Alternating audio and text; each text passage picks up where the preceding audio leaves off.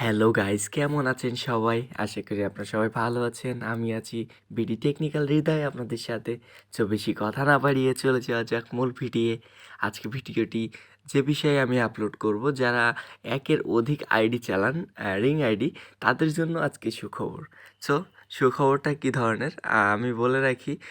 আপনারা যারা একের অধিক আইডি চালান, তারা কিন্তু চাইলে আপনারা আপনাদের যে রিং আইডি রয়েছে, এখানে একটা ফোনে দুইটা রিং আইডি সেট আপ করে সেখান থেকে কিন্তু আপনারা আপনাদের ইচ্ছা মতো ভিডিও দেখতে পারবেন কোনো ধরনের সমস্যা ছাড়াই।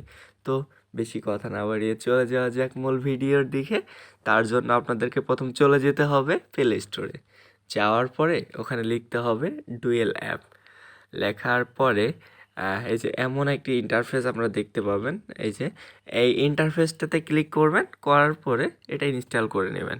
সো ইনস্টল করা পর্যন্ত আপনাদেরকে একটু অপেক্ষা করতে হবে। ইনস্টল করার পরে কিন্তু একটু অপেক্ষা করতে হবে। অপেক্ষা করার পরে আপনারা দেখতে পাবেন এখানে ওপেন নামক একটা অপশান চলে আসবে। এখানে ক্লিক করবেন। ক্লিক করার পরে কিছু সময় অপেক্ষা করবেন, করার পরে স্টার্ট মেনু চলে আসবে। স্টার্ট মেনুতে হাত দিয়ে দিবেন। তারপরে আপনাদের যতটুকু অ্যালাউড হবে পারমিশন দিয়ে দিবেন। দেওয়ার পরে ফোনের আমার যেগুলো ইউজিং অ্যাপস রয়েছে সেগুলা কিন্তু আপনাদের সামনে শো করতেছে।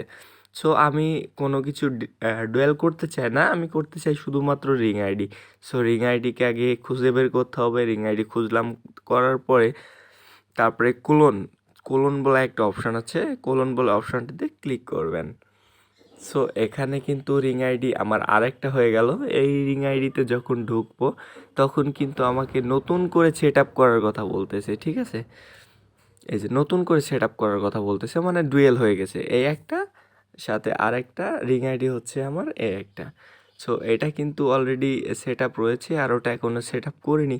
সো এই ছিল আজকের ভিডিও। সবাই ভালো থাকবেন, সুস্থ থাকবেন, এবং আমার চ্যানেলটি ভালো লাগলে অবশ্যই একটি লাইক, কমেন্ট এবং শেয়ার করতে অবশ্যই ভুলবেন না। সবাইকে ধন্যবাদ।